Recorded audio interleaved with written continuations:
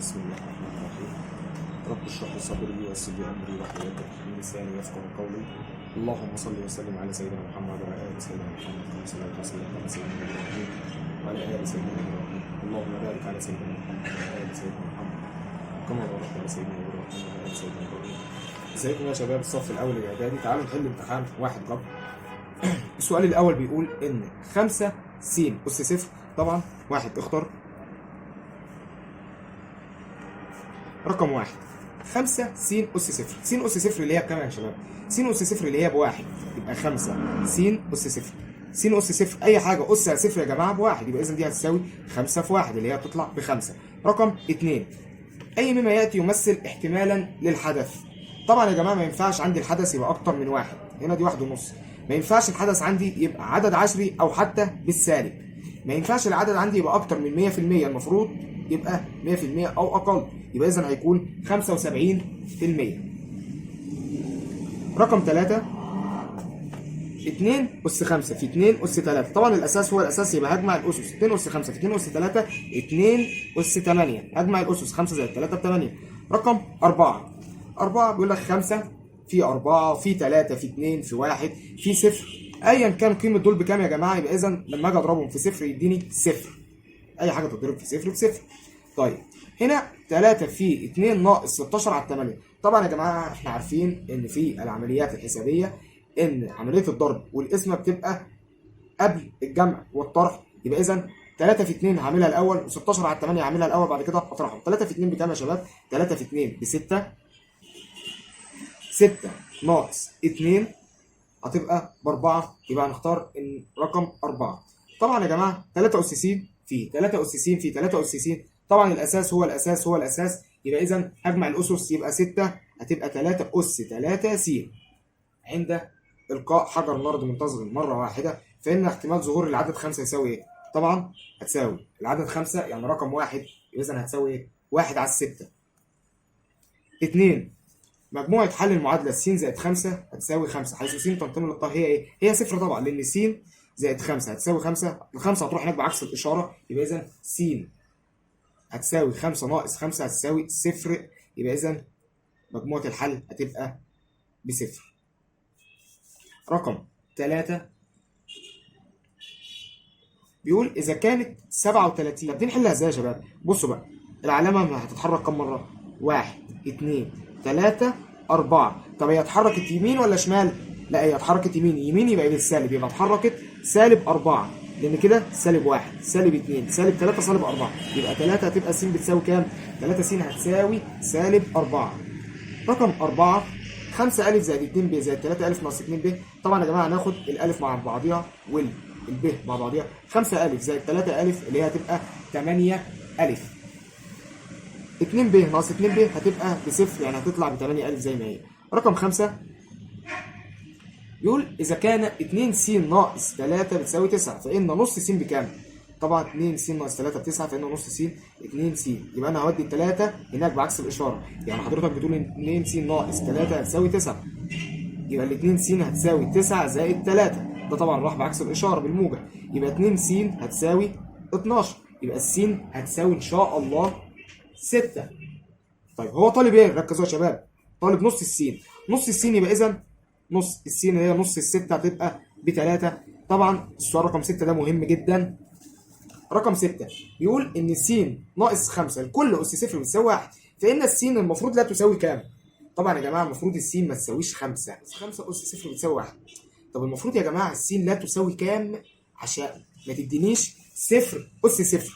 ما هو طبعا صفر اس صفر غير معرف، يعني اديني فاي. طيب المفروض اللي جوه ده ما يساويش كام؟ ما يساويش صفر. معنى كده ان السين المفروض ما تساويش 5، لان السين لو ساوت 5 يبقى 5 ناقص 5 صفر اس صفر قلنا غير معرف.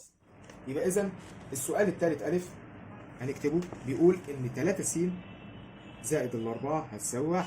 طبعا ال4 هتروح هناك بعكس الاشاره، يبقى اذا 3 س هتساوي 1 ناقص ال4 يبقى 3 س هتبقى بتساوي سالب 3، يبقى الس هتساوي سالب 1. اذا مجموعه الحل ان شاء الله هتساوي فاي.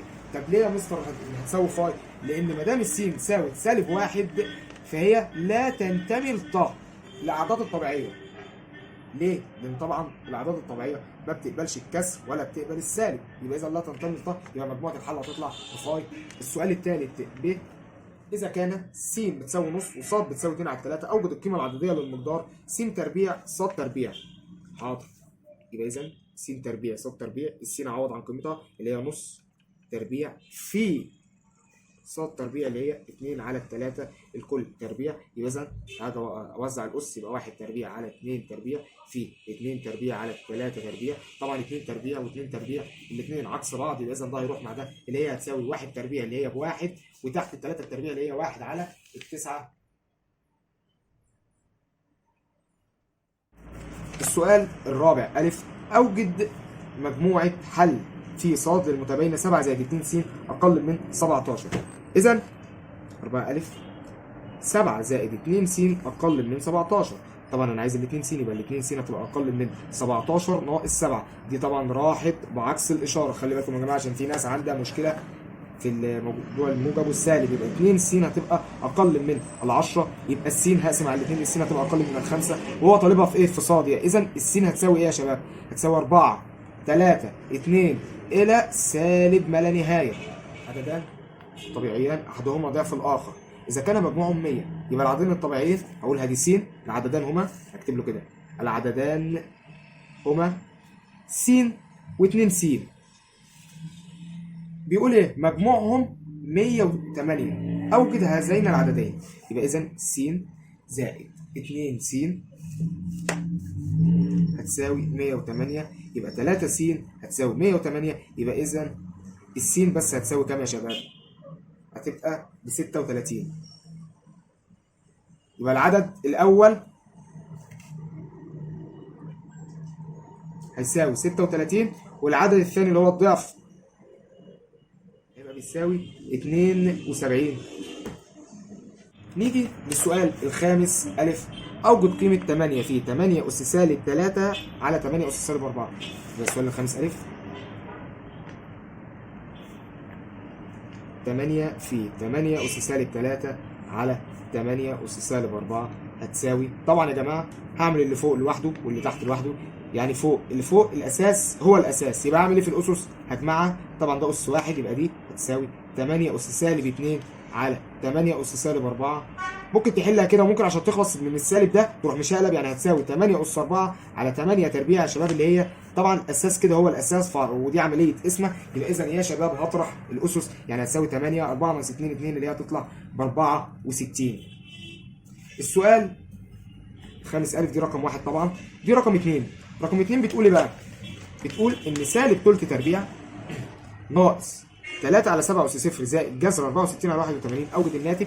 يبقى اذا سالب 1 على 3 لكل تربيع ناقص 3 على 7 أس 0 زائد جذر